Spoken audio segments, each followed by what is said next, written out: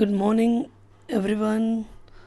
ये हमारा रेंज का सेकंड लेक्चर है और जैसा कि आप जानते हैं इसके पहले एक लेक्चर हम रेंज का पढ़ चुके हैं और उसमें मैंने आपका बेसिक तैयार कर दिया था रेंज का फंडामेंटल। उस लेक्चर को देखने के बाद स्ट्रॉन्ग हो जाता है। आज कुछ और अच्छे लेवल के क्वेश्चंस हम देखेंगे और कुछ एक मज़ेदार ट्रिक्स भी मैं आपको बताऊंगा। तो चलिए देखते हैं पहला क्वेश्चन। ठीक है बच्चों, फर्स्ट क्वेश्चन जो दे रखा है वो ये है कि f of x equals to 1 upon sine to the power 4x plus cos to the power 4x। तो बच्चों देखो, ट्रिग्नोमेट्रिक फंक्शन में जब भी रेंज निकालना हो, मैं आपको कॉन्सेप्ट दे देता हूँ ना, वो ये है कि कन्वर्ट ऑल ट्रिगो फंक्शंस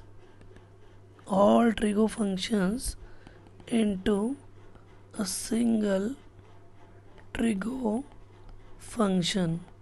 बच्चों ये कॉन्सेप्ट हो गया। जब भी ट्रिगो फंक्शंस एक से ज़्यादा आ जाए और उसका रेंज निकालना, तो आप कोशिश करेंगे वो सारा एक ही ट्रिगो फंक्शन में कन्वर्ट हो जाए।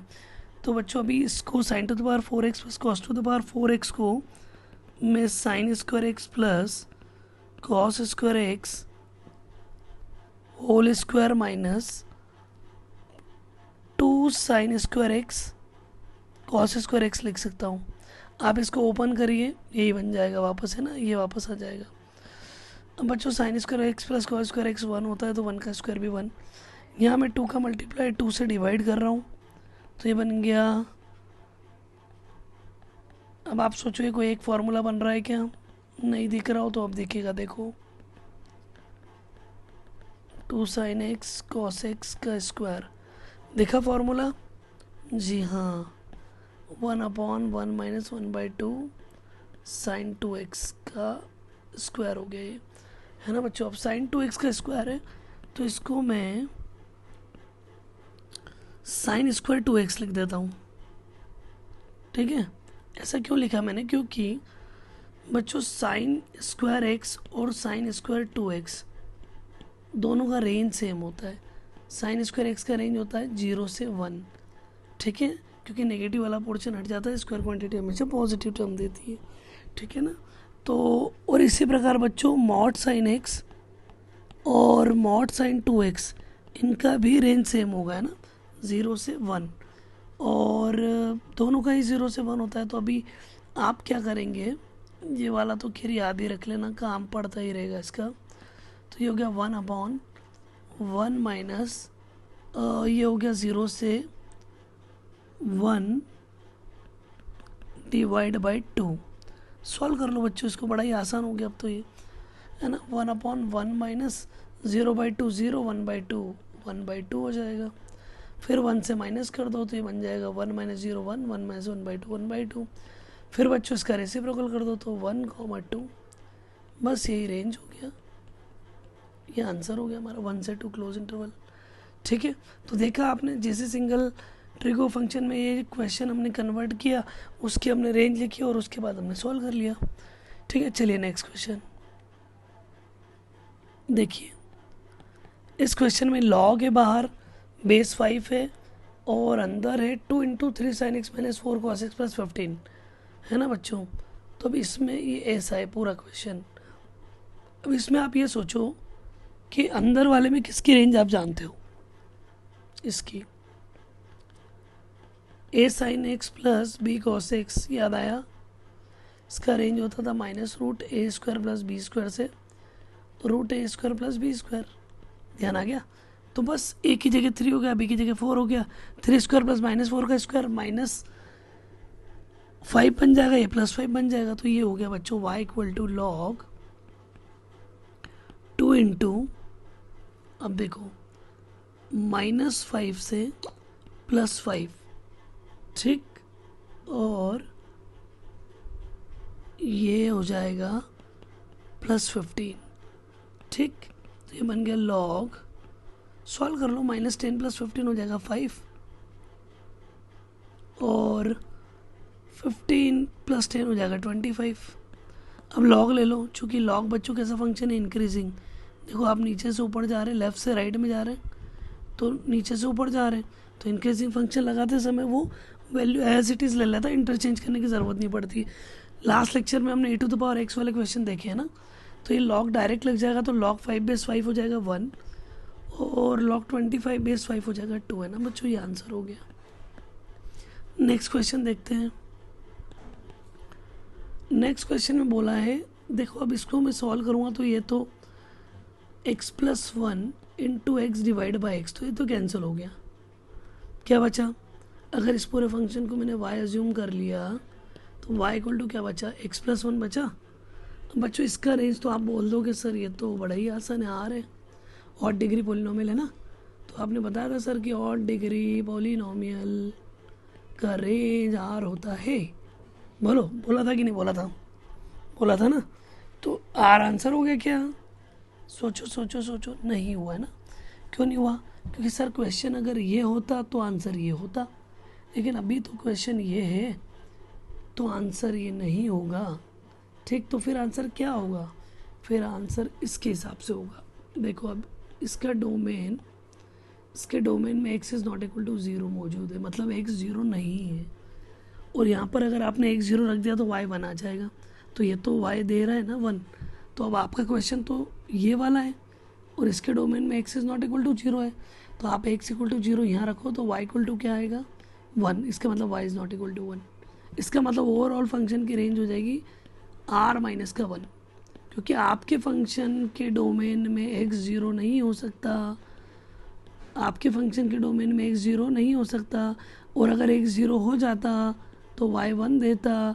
इसीलिए जब x 0 नहीं है तो y भी 1 नहीं होगा, और y 1 नहीं होगा तो फिर y सब कुछ होगा लेकिन 1 नहीं होगा। तो इस ट्रिक से भी बच्चों आंसर निकालते हैं ना। ठीक, नेक्स्ट देखते हैं अगला क्वेश्चन। देखो ये भी शानदार मज़ेदार क्वेश्चन। ठीक है, x+3/x+1। अब बच्चों जब भी लीनियर अपॉन लीनियर आ जाए ना तो क्रॉस मल्टीप्लाई करना है। क्या करना है? Cross multiply. ये कॉन्सेप्ट है इसका। ठीक, तो ये मेथड 1 देख लो आप।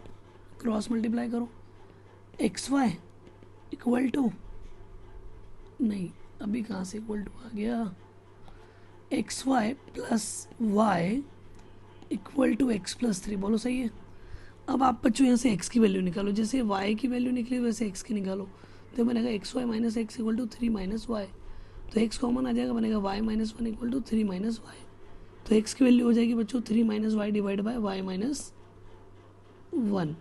ठीक, अब बच्चों जैसा आप डोमेन के लिए सॉल्व करते थे वैसा रेंज के लिए सॉल्व कर लो। सोचो यहाँ y क्या नहीं हो सकता? y-1 0 नहीं होगा, मतलब y is not equal to 1।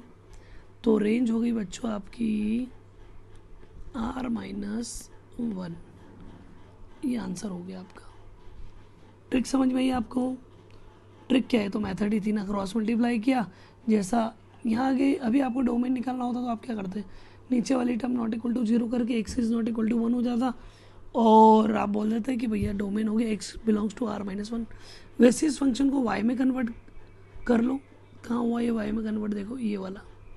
और जैसे y में कन्वर्ट हो गया तो अब जैसा डोमेन के लिए सोचा था वैसा रेंज के लिए सोच लो, आंसर आ जाएगा। अब इसके ट्रिक मैं आपको बताता हूँ, वो हो गई मेथड नंबर 2। ट्रिक बोलती है कि बेटा जब भी लीनियर अपॉन लीनियर आ जाए ना, लीनियर अपॉन लीनियर का फॉर्म सोचो जरा क्या होता है। कुछ भी ले लो, px+q या ax+b डिवाइड बाय cx+d ले लिया। ठीक, तो बच्चों जब भी ऐसा फॉर्म आ जाए तो हम डायरेक्ट आंसर लिखोगे क्या? r माइनस रेंज हो जाएगी r minus coefficient of x of numerator divide by coefficient of x of denominator, मतलब a बाय c। सीधा रेंज। देखो इसका कोफिशिएंट 1, इसका कोफिशिएंट 1। ठीक, तो 1/1 1, r-1 का आंसर। देख गया? आ गया तरीका समझ में? लीनियर बाय लीनियर में ये ट्रिक लगाओ, direct answer. Okay, next question भैया ये रहा, सॉल्व करते इसको भी। ये तो बड़ा आराम से दिख रहा है कि ये दोनों कैंसिल हो जाएंगे, x/(x-3) बचेगा। सर ने अभी बताया कि लीनियर अपॉन लीनियर है तो रेंज हो जाएगी r-1/1। भाई दोनों कोफिशिएंट 1 है, रही कि नहीं है? तो हो जाएगा r-1। सर ये सही है क्या? बेटा ये सही नहीं है, पूरी तरीके से सही नहीं है। क्यों सर? अभी तो आपने बताया था कि लीनियर अपॉन लीनियर आ जाएगा, तो ये कॉन्सेप्ट यूज़ करना है। हाँ, तो अगर ये क्वेश्चन होता तो ये आंसर सही था, पर तेरा क्वेश्चन ये है ना, तो इसके लिए आंसर सही नहीं है। क्यों क्यों क्यों सही नहीं है? क्योंकि इसके डिनोमिनेटर में बेटा x-2 है, जो कि 0 नहीं हो सकता। इसका मतलब x is not equal to 2। अच्छा, तो x 2 नहीं हो सकता। हाँ, तो फिर एक काम कर, जब x 2 नहीं हो सकता तो x इक्वल टू 2 यहाँ रख दे। देख y क्या आया, 2 अपॉन, बोलो 2 अपॉन 2 माइनस 3 कितना आ जाएगा? हाँ, x is not equal to 2 है ना, तो यहाँ पर रख दो। तो क्या आएगा ये 2 अपॉन 2 माइनस 3, मतलब 2 अपॉन माइनस 1। ठीक, तो 2 अपॉन माइनस 1 मतलब -2 हो गया ना। तो y की वैल्यू क्या आ गई बच्चों? -2। मतलब जब x 2 नहीं होगा तो y -2 नहीं होगा। तो अब आपकी जो रेंज होगी ना, वो हो जाएगी R-1, -2। ठीक बच्चों, है ना। अगर मान लो यहाँ जैसे x+3 होता, तो यहाँ पर x+3 हो जाता, तो ये 2+3 हो जाता, यहाँ 5 हो जाता, तो फिर 2/5 नहीं होता। समझ में आ गया? तो अभी रेंज हो गई 1, -2। क्या करा हमने, एक बार फिर से देखो, ये दोनों कैंसिल हो गए, जो बच गया उसके हिसाब से रेंज लिख दी, ये रही वो रेंज। ठीक, जो बच गया उसके हिसाब से रेंज लिख दी। फिर हमने देखा कि भैया इसके डोमेन में 2 तो था ही नहीं, तो 2 हमने यहाँ पर रख कर देखा। जैसे हमने 2 रखा तो हमें y क्या मिला? -2। तो इसका मतलब जब 2 नहीं होगा तो y भी -2 नहीं देगा कभी भी। तो बस एक वो पुराना एलिमेंट और एक ये वाला आंसर। ठीक, और देखो और देखो और देखो।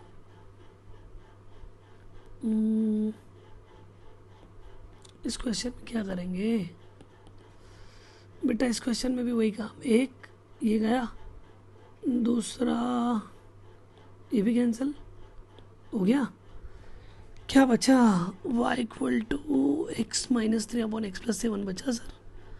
अच्छा अच्छा अच्छा, ये तो लीनियर अपॉन लीनियर है, तो इसको देखकर पहली नज़र में दिखता है R-1 ये दिखता है। लेकिन इसके डोमेन में कौन कौन नहीं है?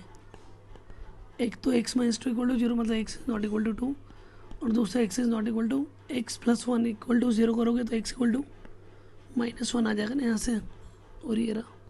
अब ये दोनों नहीं है, तो ये दोनों आप यहाँ रख दो। तो y की वैल्यू क्या आ रही है? 2 - 3 माइनस, भाई रखना है और कुछ नहीं करना है, 2 - 3 -1/9। तो जब x 2 नहीं होगा तो y -1/9 नहीं होगा। और इसी प्रकार जब x -1 नहीं होगा तो -1 भी रख दो। तो -1 रखोगे तो -1 - 3 -4/6 मतलब माइनस का 2/3y नहीं होगा। ठीक बच्चों, तो रेंज क्या है? रेंज केवल 3 एलिमेंट है ना। कौन कौन सा 3 एलिमेंट आए बताओ? 1 -1/9 और माइनस का 2/3। ठीक है ना, बस इनको r में से माइनस कर दो, है ना। ये r में से माइनस हो जाएगा तो ये 3 एलिमेंट हट जाएंगे, बाकी रेंज हो जाएगी। उम्मीद है बच्चों आपको समझ में आ रहा है, कॉन्सेप्ट समझ में आ रहा है। बस इसी तरीके से आपको क्वेश्चन करना है ना, तो ये आप कॉन्सेप्ट दिमाग में बिठा लो, अदरवाइज़ बड़ा प्रॉब्लम आने वाला है। ठीक, अगला देखो, वैसे तो बहुत ही ईजी है। देखो ये क्या है, इसका भी बहुत ही प्यारा कॉन्सेप्ट है, 1/लीनियर। अच्छा, सॉल्व करो भैया। x+1 इक्वल टू 1/y, है ना। x equal to 1/y -1, x equal to 1 - y/y।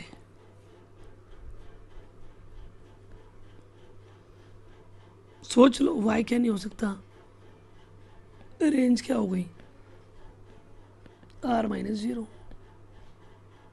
अब तो याद ही रख लो कि 1/लीनियर जहाँ मिला कि रेंज हो जाएगी R-0 फिक्स, हर 1/लीनियर के लिए काम करेगा। ठीक, अगला क्वाड्रेटिक अपॉन क्वाड्रेटिक। अच्छा, इसमें क्या करेंगे सर? भाई एक ही काम, क्रॉस मल्टीप्लाई। फिर क्या करेंगे देख, पहले क्रॉस मल्टीप्लाई तो कर, यही बनेगा। अब पूरी क्वाड्रेटिक एक्स में बना, ये वाली सारी टर्म इधर ला और एक्स वाली टर्म कॉमन ले ले, तो ये बनेगा y minus one x square plus y plus one x plus y minus one equal to zero. सही बना, x square y minus one x y plus one और वाई माइनस वन, सही है ना। ठीक, अब बच्चों देखो ये पूरी क्वाड्रेटिक में एक्स की वैल्यू हमेशा रियल नंबर होगी। सर आपको कैसे पता? अरे भाई तू रेंज निकाल रहा है ना, तो डोमेन रियल ही होता है। अरे डोमेन रियल है तभी तो रेंज निकलेगी, अगर डोमेन रियल नहीं होगा तो फिर वो वैल्यू ही नहीं देगा ना भाई। ठीक, तो इसका मतलब एक्स बिलोंग्स टू आर है, और एक्स बिलोंग्स टू आर है मतलब रियल वैल्यू मतलब D is greater equal to zero. Quadratic का D is greater equal to zero, क्योंकि ग्रेटर देन जीरो रियल और डिफरेंट पे, इक्वल टू जीरो रियल और इक्वल पर।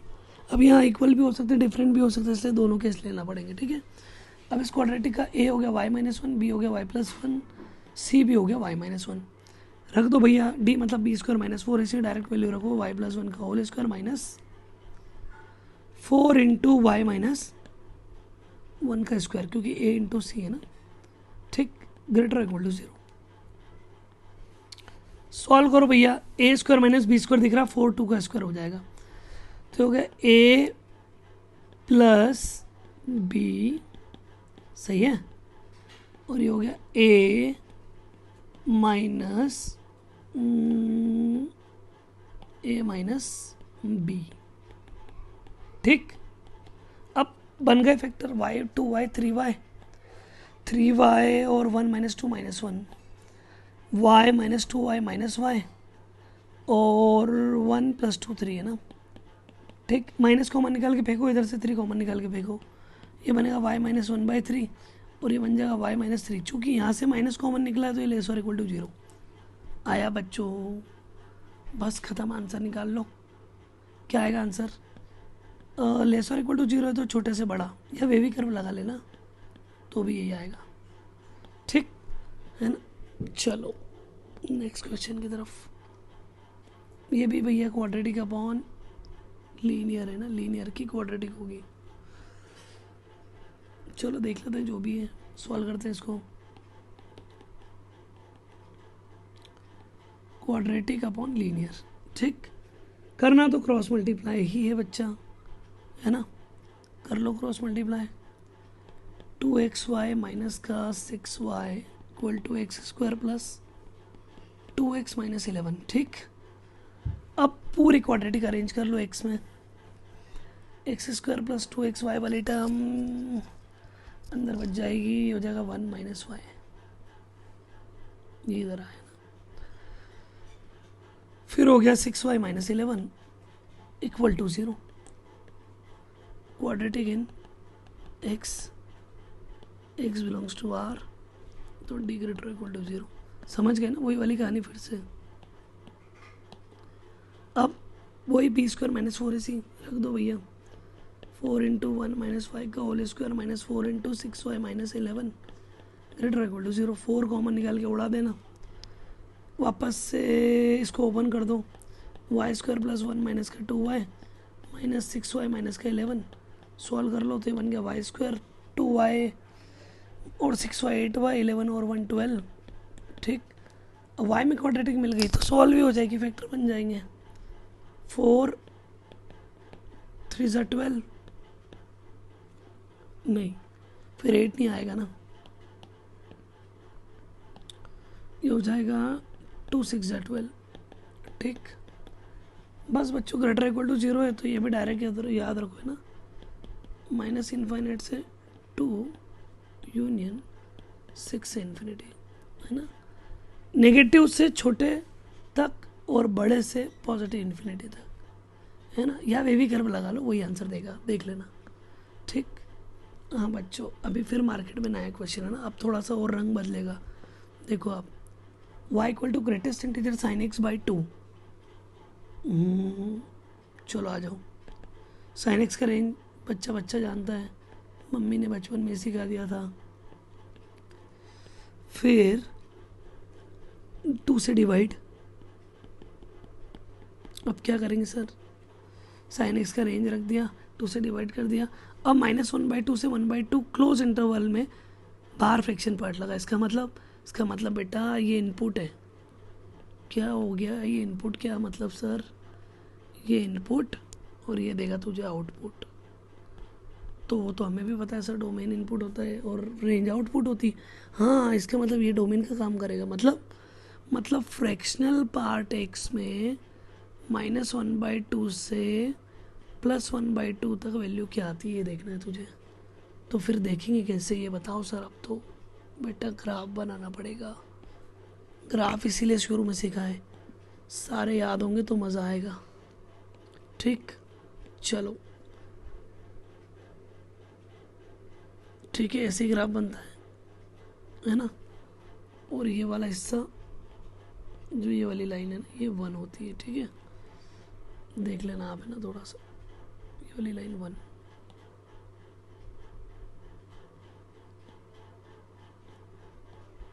ठीक है बच्चों। अब देखो, अब क्या करेंगे? अब ढूंढेंगे ना अपन। अब देखेंगे अपन, ये ग्राफ तो अपने बना लिया ना।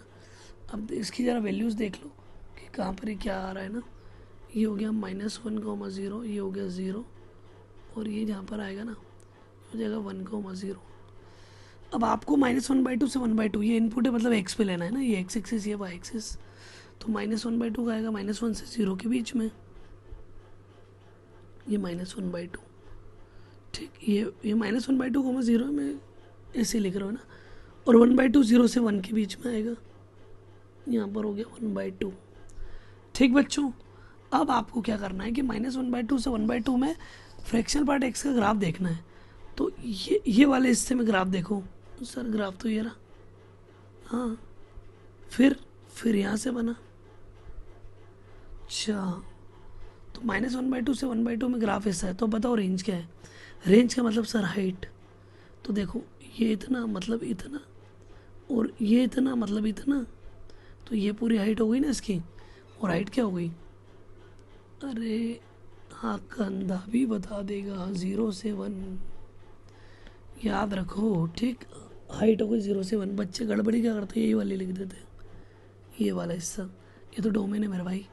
ठीक, तो इसका आंसर 0 से 1। वापस से देखो नेक्स्ट क्वेश्चन क्या बोल रहा है। ग्रेटेस्ट इंटीजर के अंदर, साइन के अंदर फ्रैक्शनल पार्ट एक्स। अच्छे क्वेश्चन करवा रहा हूँ मैं आपको। देखो, साइन सबसे अंदर की रेंज बोलो, फ्रैक्शनल पार्ट एक्स की रेंज सर क्लोज इंटरवल 0 से ओपन इंटरवल 1। अब आएगा मज़ा। क्यों आएगा सर मज़ा? क्योंकि बेटा अब तुझे पता लगेगा ग्राफ का सदुपयोग, है ना। ये तो तूने लिख दिया क्लोज इंटरवल 0 से ओपन इंटरवल 1। अब तुझे देखना है कि साइन का ग्राफ जो है वो 0 से 1 में इंक्रीजिंग है या डिक्रीजिंग। क्योंकि इंक्रीजिंग हुआ तो ये वैल्यू एज इट इज लेगा, और डिक्रीजिंग हुआ तो वैल्यू रिवर्स करके लेगा। साइन एक्स का ग्राफ बना, बस इतने में काम हो गया। ये 0 और ये पाई का मतलब होता है 3.14। ये होता है पाई/2 का मतलब 1.57। तो देख 1 यही कहीं होगा, इसके पहले 1 होगा। अब जरा ध्यान से देख, 0 से 1 ये रहा। 0 से 1 में साइन एक्स का ग्राफ नीचे से ऊपर जा रहा है, तो ये इंक्रीजिंग हो गया। ओवरऑल अगर कोई पूछे साइन एक्स का ग्राफ कैसा, तो बोलना neither increasing not decreasing. But एक पर्टिकुलर इंटरवल 0 से 1, क्योंकि अब इसका ये इनपुट हो गया ना, ये क्या हो गया इसका इनपुट। तो 0 से 1 में साइन एक्स का ग्राफ कैसा बच्चों? बोलो बोलो बोलो, इंक्रीजिंग। और इंक्रीजिंग होगा तो वैल्यू कैसी लेगा वो? As it is. तो y बिलोंग्स टू या इक्वल टू कुछ भी कर लो, लगाओ भैया। Sine 0 sine 1। अच्छा, ग्रेटेस्ट इंटीजर भी है ना, ध्यान रखना, ये ग्रेटेस्ट इंटीजर है। ठीक, अच्छा, अगर ग्रेटेस्ट इंटीजर नहीं होता तो सर, तो अपना आंसर यही होता 0 से साइन 1, और ये अपन क्लोज इंटरवल मान के छोड़ देते हैं। लेकिन अब ग्रेटेस्ट इंटीजर है, तो अब जरा साइन 1 सोच क्या होता है भाई। 1 रेडियन मतलब ऑलमोस्ट 57 डिग्री।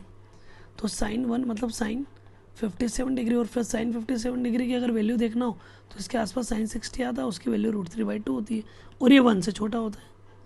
√3/2 की वैल्यू 1 से कम, है समझ में? तो ये हो गया y बिलोंग्स टू 0 से ऑलमोस्ट √3/2, और 0 से √3/2 मतलब 1 से तो छोटा ही है, और 0 से लेकर 1 के बीच में कोई भी वैल्यू आए उसका ग्रेटेस्ट इंटीजर क्या होगा? 1। अरे अरे अरे अरे 1 नहीं होगा भाई, 0 से 1 के बीच में 1 थोड़ी है, तो आंसर 0 होगा, एलिमेंटल 0। देखिए गहराई अपने क्वेश्चन की, उम्मीद है समझ में आया होगा। ठीक, क्या करें एक बार फिर से बताता हूँ। सबसे पहले अंदर वाले की रेंज लिख दी, वो बाहर वाले का आउटपुट इनपुट बन गया, मतलब डोमेन बन गया। अब आपको क्या करना है, साइन का ग्राफ 0 से 1 में बना के देखा कैसा आ रहा है, इंक्रीजिंग आ रहा है, तो ये इंक्रीजिंग है तो वैल्यू एज इट इज़ ले लेगा। ये 0 हो गया, ये साइन 1 मतलब साइन 57 मतलब साइन 60 की ऑलमोस्ट वैल्यू, √3/2 मतलब 1 से कम, 0 से 1 के बीच का ग्रेटेस्ट इंटीजर 0, खत्म। ठीक, अगला भी सेम ही भाई, उसका भाई है अगला। तुम कर लोगे कि मैं करवाऊँ? मुझे पता है ना, मेरी जान खाओगे तुम। फ्रैक्शन पार्ट है x 0 से 1, ठीक, बाहर ग्रेटेस्ट इंटीजर है। अब भैया कॉस है ना, कॉस के बारे में बात करते हैं। ये कॉस का ग्राफ ये होता है 0, ये होता है π/2, π/2 मतलब 1.57, तो 1 यहाँ कहीं होगा, तो 0 से 1 में कॉस का ग्राफ ये रहा, ठीक, 0 से 1 में ना, तो ये ऊपर से नीचे आ रहा है, मतलब ये डिक्रीजिंग है। डिक्रीजिंग है मतलब ये अपनी वैल्यूज पलट कर लेगा। पलट के कैसे लेगा सर? देख, पहले आ जाएगा cos 1, फिर आ जाएगा cos 0, ठीक, और cos 0 भी क्या होता है? cos 0 भी 1 ही होता है, तब cos 1 से 1 के बीच में। अब cos 1 क्या होता है? cos 57, cos 57 मतलब cos 60, cos 60 मतलब 1/2, तो भैया 1/2। अच्छा ये ध्यान रखना है ना, ये ओपन में था तो ये इधर आ जाएगा, ये ओपन, ये क्लोज में था तो ये क्लोज, ये ओपन, ये क्लोज, ठीक। तो cos 1 क्या हो गया? 1/2 से 1, 1/2 से 1 का ग्रेटेस्ट इंटीजर निकालो भैया। सर 1/2 से 0 तक तो ग्रेटेस्ट इंटीजर 0 आता है और 1 का ग्रेटेस्ट इंटीजर 1 आता है, तो 2 वैल्यू आ गई। आया? अगला देखो, y equal to sine inverse x² + x+1। पहले अंदर वाले की रेंज, वो बाहर वाले का बन जाएगा डोमेन, ठीक। अच्छा, अंदर वाले की रेंज कैसे निकालेंगे सर? अरे देख, इसका ए पॉजिटिव है, क्वाड्रेटिक का, ये क्वाड्रेटिक है ना, अंदर वाली ए पॉजिटिव है तो ये ऐसा जाएगा, ऐसा जाएगा, तो ये होता है -b/2 है, -d/4 है, तो तुझे तो रेंज देखना है, तो y कोऑर्डिनेट -d/4 ऐसे प्लस इन्फिनिटी, ठीक। तो इसकी रेंज हो जाएगी किसकी? ऐसे लिखो इसको,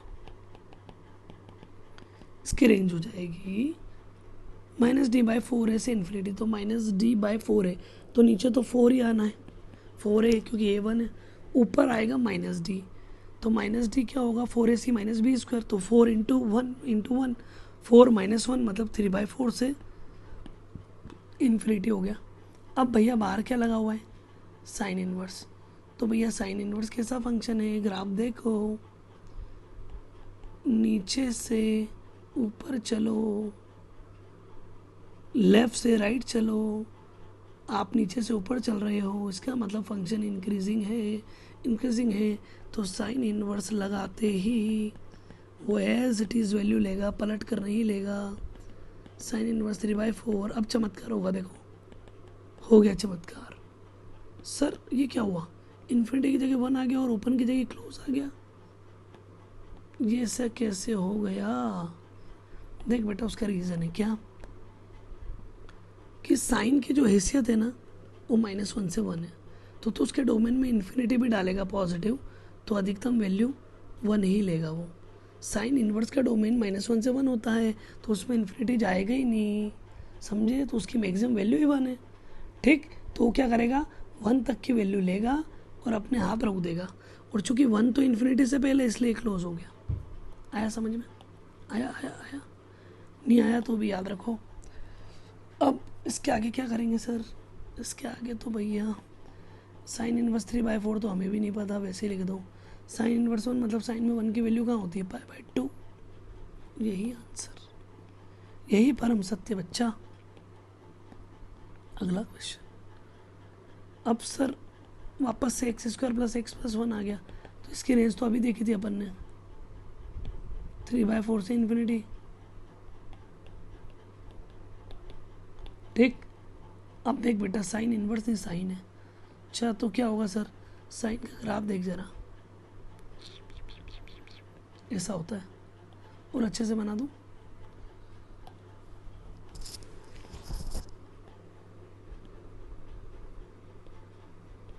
ये ऐसा होता है ना, चलते जाएगा ये। ठीक, ऊपर वैल्यू क्या होती है इसकी? 1, नीचे की तरफ -1। अब बताओ जरा ये ग्राफ इंक्रीजिंग है कि डिक्रीजिंग? सर लेफ्ट से राइट में चले तो ऊपर जा रहा है, लेकिन सर ये तो वापस से नीचे भी आ रहा है, लेकिन सर ये तो वापस ऊपर जा रहा है, लेकिन ये तो नीचे आ रहा है। इसका मतलब नाइदर इंक्रीजिंग नॉर डिक्रीजिंग।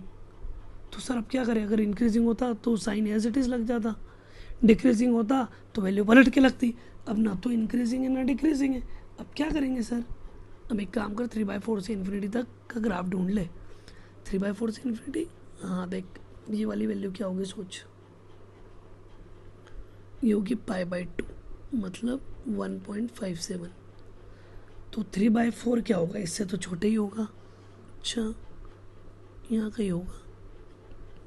3/4 से ग्राफ कहाँ तक बनाना है? तो 3/4 से इन्फिनिटी चलता ही जाएगा। तो जो हिस्सा 3/4 से इन्फिनिटी तक ग्राफ जा रहा है ना, उसको हाईलाइट कर ले। 3/4 से इन्फिनिटी चलते जाएगा ना बच्चों, चलते जाएगा, समझ गए ना? अरे हाँ या ना? ठीक, तो अब ये जो हाईलाइटेड ग्राफ आया ना, अब इसकी रेंज देख लो भाई, हाईलाइटेड ग्राफ की रेंज देख लो। सर इसकी रेंज तो, इसकी मिनिमम वैल्यू -1 और मैक्सिमम 1, तो ओवरऑल आंसर हो गया -1 से 1। बच्चों समझे बात को? अगर graph neither increasing not decreasing है, तो जो भी डोमेन आ रहा है, क्या आ रहा है बच्चों? डोमेन, उस डोमेन में ग्राफ बना लो। तो ये 3/4 से इन्फिनिटी था, मान लो 3/4 से π/2 ये होता, तो क्या होता देखो, ये वाले हिस्सा मिनिमम हो जाता और ये मैक्सिमम हो जाता है ना। अभी मैं आऊँगा उस पर भी, ठीक है? अभी ये समझो आप, तो जो भी हाईलाइटेड ग्राफ है उसकी रेंज देख लो, अधिकतम 1 मिनिमम -1। ठीक, अगला क्वेश्चन देखो, इसमें और क्लियर होगा। क्या करें? अंदर क्या फ्रैक्शनल पार्ट है x से सर, बोल बेटा रेंज। ओ क्लोज इंटरवल 0 से ओपन इंटरवल 1। बाहर कौन है? कॉस है। कॉस कहाँ से कहाँ तक बनाएगा सर? 0 से 1 तक बनाएगा। बना ले, बना लिया सर। ये रहा 0, ये π/2 है मतलब 1.57 है, तो 1 कहाँ होगा? यहाँ का ही होगा सर। ठीक है, अब क्या करेंगे? अब सर 0 से 1 तक का ग्राफ हाईलाइट करेंगे। ये 0, ये 1, यहाँ तक का ग्राफ ये रहा सर। क्या हो रहा है सर? ऊपर से नीचे आ रहा है, मतलब डिक्रीजिंग है। अच्छा डिक्रीजिंग है, तो फिर जैसे तूने कॉस फ्रैक्शनल पार्ट x लगाया, तो वो क्या करेगा? अपनी वैल्यू पलट के ले लेगा। तो ऊपर इंटरवल इधर, क्लोज इंटरवल इधर, समझ गए? ठीक, अब आ जाओ सॉल्व करते हैं इसको।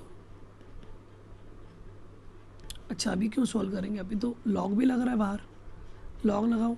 सर जैसे ही मैंने लॉग लगाया, मेरे मन में फिर एक ख्याल आया, लॉग का ग्राफ कैसा? देख, लेफ्ट से राइट, नीचे से ऊपर, इंक्रीजिंग। इंक्रीजिंग तो वैल्यू एज इट इज़ लेगा। तो ये हो गया लॉग कॉस 1, ये हो गया लॉग कॉस 0। क्या होता है? 1 ही होता है। तो भैया आंसर ही आ गया, लॉग कॉस 1 से लॉग 1 क्या होता है? 0। बस ये रेंज आ गई। उम्मीद है समझ में आ रहा है ना आपको? अगला क्वेश्चन क्या करेंगे सर? अब वही वाला बच्चा काम, वही वाला पुराना, अंदर वाले की रेंज मतलब जो है वो निकाल, तो वो बाहर वाले का डोमेन हो जाएगा। तो एक काम कर, जो अंदर वाला हिस्सा उसको y मान ले, क्योंकि वो अपने आप में क्वेश्चन है। x² + 1 क्रॉस मल्टीप्लाई कर ले, तो ये बन गया x² + y = x²। x² वाले एक तरफ लिया तो ये बन जाएगा x² y - 1 + y = 0। ठीक, अब देख बच्चा, एक्स बिलोंग्स टू आर मैंने समझाया था, एक्स में क्वाड्रेटिक है, D greater equal to zero, b square minus four, इसी बी की टर्म ही जीरो, ए हो गया वाई माइनस वन, सी हो गया वाई, एक्स की टर्म नहीं इसलिए बी जीरो हो जाएगा ना, तो ये हो गया zero minus four y, y minus one greater equal to zero. ठीक, तो ये फोर फेंक देना बाहर, y y minus one, minus भी फेंक दो, लेस और इक्वल टू ज़ीरो, तो वाई के साथ कुछ नहीं मतलब ज़ीरो है और ये वन है, छोटे से बड़ा, ज़ीरो से वन।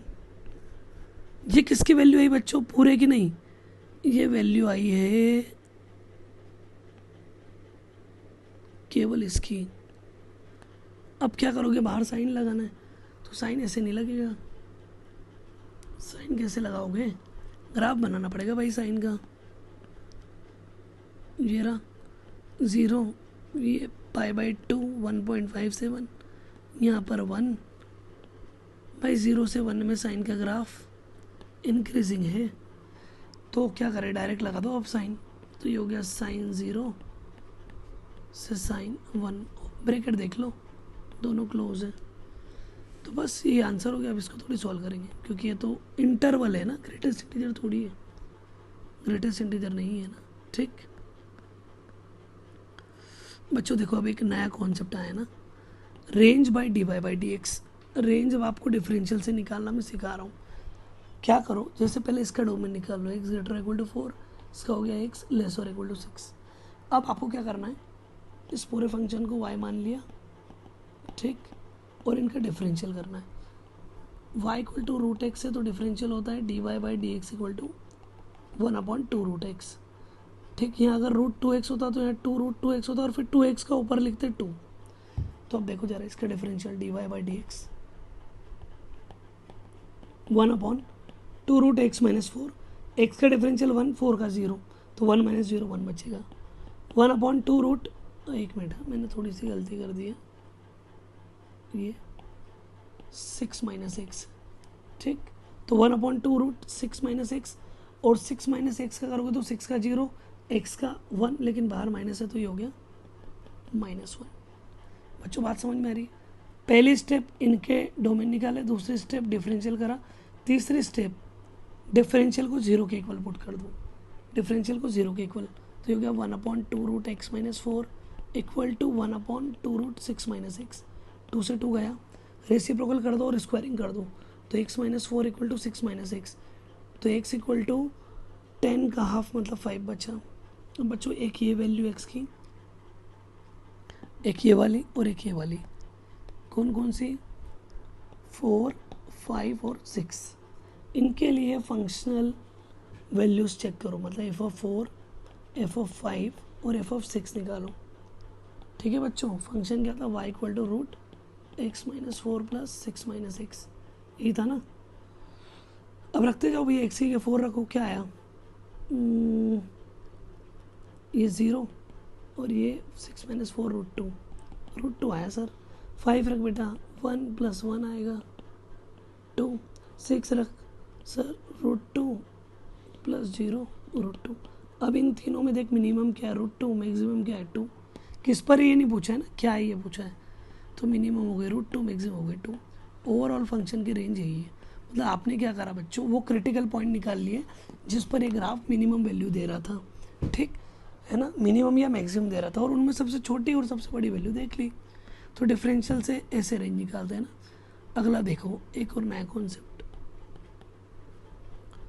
बच्चों, यहाँ पर मैंने आपको बताया था एनसीआर और एनपीआर दोनों के लिए ना, एनसीआर या एनपीआर के लिए एन हमेशा ग्रेटर देन जीरो, जीरो भी नहीं हो सकता ना, आर हमेशा ग्रेटर और इक्वल टू जीरो, और n is greater equal to r होता है। मैं पहले इसका डोमेन निकालूंगा, डोमेन की जो वैल्यू आएगी वो एक्स में डाल दूंगा, उससे फिर मैं रेंज निकालूंगा। ठीक है, तो एनसीआर और एनपीआर क्वेश्चन में पहले क्या निकालना, डोमेन। ये हो गया 7 - एक्स ग्रेटर देन जीरो, तो ये हो गया एक्स लेस देन 7। ये हो गया x - 3 greater equal to zero, तो एक्स ग्रेटर इक्वल टू 3। ये हो जाएगा 7 - x greater equal to x - 3, 2x less और इक्वल टू 10 मतलब x लेस और इक्वल टू 5। बच्चों देखो क्लियर दिख रहा है, एक्स की वैल्यू 3 या 3 से ज़्यादा, 5 या 5 से कम है और 7 से कम है। तो 7 से कम होगी तो इनका कॉमन एरिया तो यही आएगा। तो एक्स की वैल्यू क्या होगी, 3 से ज़्यादा 5 से कम। ठीक आया। लेकिन आपकी जो एक्स की वैल्यू आएगी वो इंटीजर में आएगी, क्यों ये भी याद रखना ना, x belongs to whole number. X belongs to नहीं, मतलब जो भी नीचे जैसे ये यहाँ जो भी वैल्यूज़ आएगी ना बच्चों वो होल नंबर में ही आती है। ठीक है, तो आपको जो डोमेन मिलेगा वो हमेशा होल नंबर लेना है। तो 3 से 5 में होल नंबर कौन कौन से, 3 4 5। तो आप क्या करोगे, x equal to 3, x equal to 4 और x इक्वल टू 5 पर फंक्शनल वैल्यू निकाल लो, मतलब रेंज निकाल लो। इस पर मिनिमम और मैक्सिमम वैल्यू पता लग जाएगी। तो हो जाएगा y इक्वल टू क्या था question, 7 minus x P x minus 3। तो 7 माइनस 3 पी 3 माइनस 3। ठीक, सॉल्व। अभी पहले इधर भी रख देते हैं, 7 माइनस 4 पी 4 माइनस 3, यहाँ भी रख दो। ठीक, सॉल्व करते हैं इसको, क्या होगा, 7 माइनस 3 क्या बना, 4p0। बच्चों एन पी आर का फॉर्मूला याद है ना, n factorial upon n minus r. क्या बनेगा ये, 4 फैक्टोरियल अपॉन 4 माइनस 0।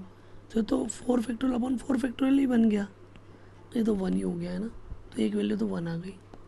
ठीक, इसको सॉल्व करो, ये हो जाएगा मतलब y इक्वल टू 1 इधर हो गया ना, ये क्या हो जाएगा 3p 4 माइनस 3 1 ही हो गया ये तो। ठीक है ना, तो ये हो गया 3p1। सॉल्व करो, 3 फैक्टोरियल अपॉन 3 माइनस 1, तो हो जाएगा 3 फैक्टोरियल अपॉन 2 फैक्टोरियल, मतलब 3 बचेगा, एक वैल्यू 3 आई। और ये हो जाएगा 7 माइनस p2 2p2